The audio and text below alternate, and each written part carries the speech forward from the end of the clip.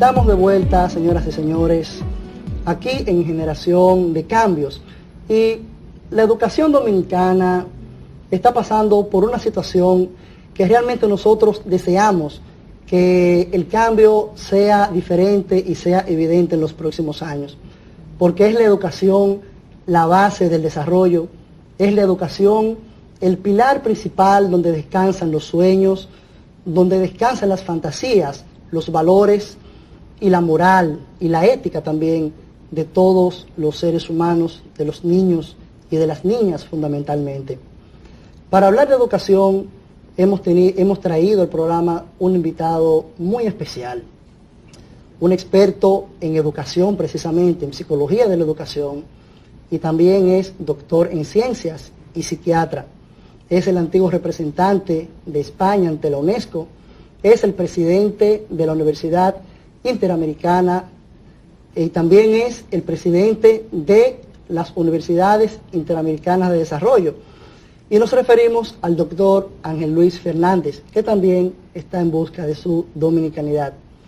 Bueno. Muy buenos días. Buenos días. ¿Qué tal? ¿Cómo estáis? Un placer. ¿Cómo se siente? Y hablando, doctor, de la crisis por la que está cruzando la educación en República Dominicana en países como el nuestro, latinoamericanos, en vías de desarrollo, ¿cuáles son los pasos que usted entiende se deben dar para desarrollar o iniciar lo que es una reingeniería en la educación dominicana? Bien, yo entiendo que tienen que amoldarse a las corrientes internacionales precisamente para intentar competir, ¿no? En la medida en que el pueblo dominicano dentro de los departamentos de educación pues no acate las directrices y las regulaciones que desde hace mucho tiempo tienen muy bien establecidas la mayoría de organizaciones que existen en el mundo y dedicadas a la acreditación, pues entonces no les será posible competir. Es decir, eso significa pues cumplir con unos determinados estándares, ¿verdad? Y sobre todo cumplir con procesos de inspección constantes que son los que garantizan la idoneidad de la enseñanza, ¿no? En la medida en que esto se haga, pues estaremos hablando de una cierta garantía de que las cosas vayan bien. Si no se hace, pues estamos a merced de la improvisación. Entonces aquí en República Dominicana, hasta donde yo sé, solo unos pocos centros se exponen a estos protocolos de acreditación institucional que implican pues inspecciones periódicas y comprobaciones de que responden a unos determinados niveles que la sociedad internacional ha entendido como básicos dentro de los procesos educativos en marcha, ¿no? Y yo espero que lo terminen haciendo en algún momento, porque es el único barómetro, la única medida que existe.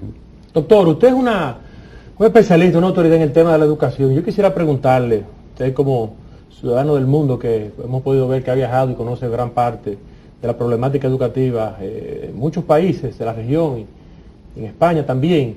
En América Latina se ha desatado un movimiento, una ola, donde el tema de la educación ha cobrado vigencia, los partidos políticos, los gobernantes, y lo han asumido hasta como una estrategia de campaña. Vemos, por ejemplo, en Brasil, el presidente Lula da Silva, el movimiento Todos por la Educación, en México, en Chile. Hemos visto un despertar del tema de la educación en los últimos años, pero que a veces uno no sabe si esto es más propaganda electoral o usted cree que la educación se está convirtiendo en un tema de agenda de los políticos verdadero.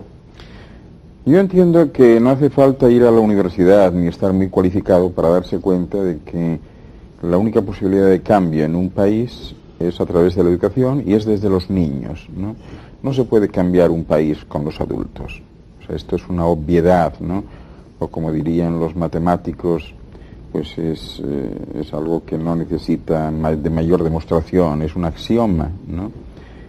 En la medida en que no se invierta en los niños, que no se invierta en la educación, pues no se invierte en el país. Es decir, no se apuesta por un futuro. Como esto es ya vox populi, es de dominio público, entiendo yo que pues estos países en vías de desarrollo y que tratan de amoldarse a las corrientes internacionales, pues quieren no perder el tren del progreso y entonces apuntarse a eso que llaman pues promoción de la educación, ¿no? Y ojalá lo hagan. Pero usted lleva 5 años ya residiendo en República Dominicana. Sí. ¿Estamos a tiempo todavía aquí? ¿O ese tren va bastante avanzado? Siempre se está a tiempo, ¿no? Es una cuestión de voluntariedad y de voluntad política, ¿no? Tan solo eso, es decir, en la medida en que sepan distribuir en fin, todos los ingresos que reciben y que constituyen el presupuesto nacional y destinen unas partidas adecuadas al Fondo de la Educación, pues estaremos de acuerdo en que se está apostando por el futuro. Doctor. Y si no es así, y si no es así, pues sencillamente no se está apostando por el futuro, se está apostando por el presente. Y a veces se está apostando por el pasado, que es algo que ya trascendió y ya no tiene vigencia, no sirve, ¿no? O sea que eso es un poco lo que sucede. Bueno, entendiendo que usted fue parte de la UNESCO, como un representante de España específicamente, y entendiendo también de que usted presidió el Consejo Mundial de Educación, ¿qué mayor presión pueden hacer estos organismos internacionales para que países que no aprueban o no están de acuerdo con los estándares internacionales y que no quieren cumplir o que quieren revertir y apartarse de eso, qué medida podemos hacer para que la educación superior, porque usted muy bien señalaba, la educación primaria de los niños, pero la educación superior en República Dominicana, cuando revisamos el ranking, entendemos que algunas universidades se encuentran en los lugares dentro de 10.000 universidades, 2.000, 3.000, 4.000. ¿Cómo podemos lograr que ese sistema de educación superior se convierta en un sistema de educación superior más competitivo y que esos organismos internacionales puedan someter a los gobiernos, a los estados, que realmente se distancian de estos estándares para el logro de esos objetivos? Es que los países son soberanos, o sea, si no quieren acatar esas circunstancias, ¿verdad?, y esas condiciones que tienen muy bien previstas los organismos internacionales, están en su derecho a hacerlo, ¿no? Ahora, no hay que olvidar que la educación superior, la educación universitaria, es una consecuencia de las etapas educativas anteriores. Entonces, si los niños en educación primaria y secundaria no salen bien preparados, ya sabemos qué es lo que va a llevar a la universidad. Pero bien, ¿no? vemos organismos internacionales, por ejemplo, en el caso exclusivo de la OTAN y otros que intervienen militarmente para algunas acciones, por algunos intereses. ¿Por qué esas organizaciones internacionales o esas potencias no pueden intervenir también en el caso de la educación y otros temas específicos que también perjudican vitalmente el desarrollo de los pueblos? No pueden, o sea, pueden asesorar y pueden sugerir, pero no pueden imponer a nadie que enseñe más matemáticas o menos lenguaje o más ciencias. No pueden hacerlo, ¿no? O sea, hay también leyes internacionales que lo prohíben, ¿no? Entonces, por tanto, los países... En ese caso exclusivo, entonces, ¿qué usted le recomienda a la República Dominicana que haga? ¿Qué puede entonces hacer la población dominicana en este caso? Lo primero sería que yo entiendo que los administradores de turno, quienes estén gobernando en un momento dado, pues que destinen una partida presupuestaria suficiente para la educación y para los que administran la educación. O sea, no se pueden esperar pues grandes posibilidades de quienes administran si no están bien considerados, si están desacreditados. Es que el presidente de la República Dominicana ha dicho en númeras ocasiones que el problema de educación no es de dinero. Él recalca cada vez que tiene la oportunidad y le tocan el tema que el problema de la educación en nuestro país no es de dinero. Usted está diciendo que hay que poner recursos. Bueno, yo no estoy de acuerdo con él. Si dice eso, no estoy en absoluto de acuerdo, ¿no? Porque a los que administran la educación, pues hay que pagarles, ¿verdad? Y no se les puede estar sosteniendo con sueldos miserables, ¿verdad?, comúnmente aceptados como un estándar. Entonces, si se quiere que esas personas funcionen y que rindan, pues hay que aportar evidentemente unos recursos. Lo mismo en los colegios, en las escuelas. ¿Cómo se puede funcionar sin recursos? Así es. Bueno, señores, vamos a una breve pausa y enseguida retornamos con una interesante entrevista que estamos llevando con el doctor Ángel Luis Fernández.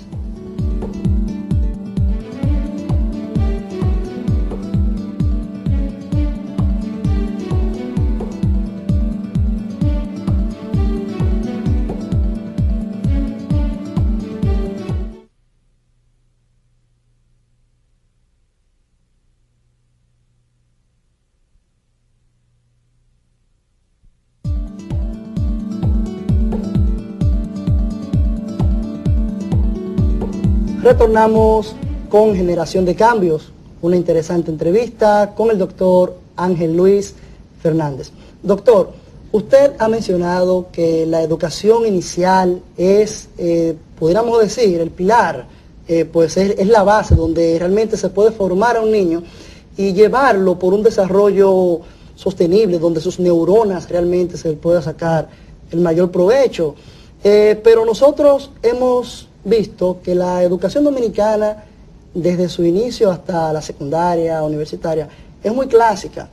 Vemos que la educación inicial y la educación básica pues se basa en unos patrones donde, o sea, es lo mismo, es lo que se repite desde hace 50 años. ¿Qué innovaciones, qué nuevas técnicas de enseñanza, qué nuevas estrategias se pueden implementar para potenciar a esos niños pequeñitos que van creciendo de 3 a 5 años, que es donde realmente el cerebro pues se desarrolla a una mayor velocidad? Esas edades son cruciales, y son cruciales porque es la única etapa en la evolución del ser humano en que es posible generar cambios, ¿verdad? Los cambios no se pueden generar después. Una vez que el ser humano adopta una determinada inercia en su vida, pues ya es muy difícil que cambie, ¿no? Sin embargo, un niño que está empezando, que está descubriendo, sí es posible que cambie. Yo entiendo que en la educación habría que equilibrar perfectamente los dos grandes conceptos, ¿no? Las actitudes y las aptitudes con P. Las aptitudes son los conocimientos. Los conocimientos en realidad se adquieren fácilmente, ¿no? Hay muchos medios para dotar a alguien de los conocimientos suficientes para una supervivencia básica, ¿no? No así las actitudes, es decir, la educación en valores, el desarrollo de valores, de orden, de trabajo, de comportamiento, hábitos de todo tipo, ¿no? Eso es muy importante. Entonces, entiendo que habría que prestar más atención al desarrollo de actitudes que al de aptitudes. A lo largo de la historia de esta humanidad, pues ya hemos visto muchas veces que a un muchacho que se rescata de un ambiente totalmente adverso para él, o que ha estado perdido en la selva, incluso, como hay tantos casos, lo recogen y en poco tiempo le ponen al mismo nivel que los otros que llevaban 12 años escolarizados, ¿no? Por tanto, la adquisición de conocimientos no es tan imprescindible para mí en una primera etapa como las actitudes, ¿no? Pero se está haciendo eso en la educación dominicana. Yo no tengo datos, o sea, no puedo opinar porque lamentablemente no tengo datos. Creo que no. Creo que ¿Usted ha vivido el movimiento del 4% por la educación que recientemente ha cobrado mucha vigor, mucha fuerza en la República Dominicana? Yo soy de opinión de que el dinero, el incremento del dinero que debe ser invertido en educación debe ir fundamentalmente a motorizar centros de estimulación temprana, es decir, a provocar la educación en los niños a una temprana edad para que estos puedan a su vez desarrollar la posibilidad de pensar críticamente. ¿Qué piensa usted que ese incremento, todavía no estamos gastando ni siquiera el 3% del PIB en educación, llevarlo a un 4%, ese diferencial, ¿a dónde cree usted que debe ir ese dinero? Bueno, personalmente yo entiendo que un 4% es ridículo. Pero ese diferencial, ese incremento, si usted tuviera la posibilidad de señalar prioridades, ¿dónde lo colocaría? Siempre en educación preescolar y educación primaria. Es decir, ese es el vivero. Es el vivero, es lo que va a garantizar y racionalizar un crecimiento sostenido, un desarrollo armónico, equilibrado, adecuado. Es decir, es lo único. Es una ley física, eso es pura matemática. Es imposible a un niño de 3 o 5 años pues estirarlo y convertirlo en adulto en 2 días. O sea, tiene que pasar por unas etapas. Entonces, todo lo que se invierta en él, en esa especie de alimentación de actitudes, eso va a repercutir favorablemente en lo que sucede al final, cuando llegue a la universidad. Doctor, si no es así, pues se van a perder, o sea, sencillamente. ¿Usted piensa que parte del problema de que los... Llega a la universidad. Doctor, si no es así, pues se van a perder, o sea, sencillamente. ¿Usted piensa que parte del problema de que los estudiantes dominicanos le temen, como el diablo a la cruz, a las matemáticas y a la física, se debe a que empiezan a estudiar muy tardíamente, a que empiezan, digamos en la mayoría de los casos, después de los 6 años? Esa fobia generalizada que vemos en las universidades de los estudiantes a las matemáticas, a la física y el área de ciencia. Vemos como las universidades están llenas, atiborradas de jóvenes en área de humanidades. Aquí tenemos 5, 10 estudiantes de psicología, mercadeo, por cada estudiante de ingeniería. ¿Usted cree que parte del problema radica ahí, en que nosotros debemos fomentar también esa educación de ciencia desde temprana edad? Yo supongo que eso tiene que ver con el mismo perfil de quienes imparten esas enseñanzas, que también pasaron por lo mismo antes que ellos, ¿no? Es decir, hay un miedo crónico y anacrónico a este tipo de disciplinas científicas, ¿no? Y no tiene ningún sentido. O sea, las matemáticas son bellísimas en tanto en cuanto pues se les sepa trasladar, ¿verdad?, esa ilusión por ellas en etapas tempranas, ¿no? Si no, pues sencillamente le cogen miedo y le cogerán miedo a todo lo que signifique pues un esfuerzo adicional, ¿no? Y todo lo que signifique tener que descubrir algo. A los niños les gusta, bueno, están siendo criados pues ofreciéndoseles todo hecho, ¿no? Y en una situación que no puede ser sostenida. Les mandan deberes a casa, lo cual no entiendo muy bien por qué, porque esos deberes van en realidad para las madres y los padres, no los hacen ellos. Los hacen sus padres, o sea, deberían ser evaluados los padres, no los niños, claro, ¿no? Doctor, entendiendo de que los niños no pueden conducirse por sí solos y que la calidad docente es muy baja en República Dominicana, de las más bajas a nivel mundial, porque vemos que la República Dominicana, en los niveles de educación primaria de ranking de 139 países, nos encontramos en el 137. Evidentemente que la calidad docente es muy baja. Hay que dedicar una inversión en esa parte, porque vemos que las personas más desprovistas de recursos y de los estratos más bajos de la sociedad son los que se dedican a la educación básica y la educación en sentido general de los niños. Y también yo diría que me gustaría escuchar su opinión sobre la parte que debe dedicarse a la investigación también, dentro de ese presupuesto. La calidad docente y la investigación. ¿Qué tanto se le debe invertir a esas dos áreas? Pues yo pienso que a la investigación hay que dejarla para más adelante, ¿verdad? Y la inversión pues debería ir básicamente en recursos humanos, ¿no? Es decir, volver a tratar de restablecer el prestigio que tenían los educadores de antes, volver a llamarles maestros y no profesores y otras cosas. ¿Cómo ¿no? hace eso el Estado Dominicano? ¿Cómo logra hacer eso? ¿Qué tipo de estrategia puede hacer? ¿Diseñar una universidad, un instituto especializado, sacarlo del país? ¿Cuál es la estrategia? Bueno, pues no actuar sobre los efectos y sí sobre las causas. Es decir, tiene que replantearse. Yo creo que debería haber un debate nacional en este sentido, para replantearse cuáles son los cimientos de la educación en donde se tiene que instruir, ¿verdad?, a los que al final van a ser los verdaderos artífices de llevar esto a cabo. Hablando sobre eso mismo, Adolfo mencionó el asunto de las matemáticas y la física, o sea, la ciencia. Entonces, yo pregunto, sabemos que la música es ciencia, o sea, la música es pura ciencia y pura física, los acordes, inclusive el pentagrama es basado en lo que son las matemáticas puras. ¿Cómo impactaría, doctor, la incursión de la música desde los primeros años de la escolaridad en lo que sería la potencialización de ese cerebro de ese niño en cuanto a las ciencias, o sea, en cuanto a las matemáticas y a la física? ¿Cómo impactaría? Pienso que es muy importante, o sea, la música debería llamarse en realidad arquitectura musical, o sea, es pura arquitectura, pura matemática, pura geometría, ¿no? Cuando uno compone, pues lo que haces es construir como construyes una casa, ¿no? Creo que eso sería muy importante, pero volviendo al tema inicial, las agencias de acreditación internacional sugieren que la música se empiece desde los 3 años. Por ejemplo, Venezuela recientemente pues insertó la música desde los primeros años, de manera obligatoria. Es importantísimo la cuestión de la música, pero por ejemplo ya no es importante en absoluto pues que un niño aprenda a sumar o restar, multiplicar o dividir, como era antes, porque ya lo hacen las máquinas, ¿no? O sea, hay otro enfoque distinto, ¿no? Ya no es tan importante pues la ortografía como era antes, ¿no? No sé. Bueno, en conclusión, ¿qué diría usted que debe hacer la República Dominicana en lo inmediato? Actuar sobre sus niños, invertir en sus niños. Ahí está el futuro.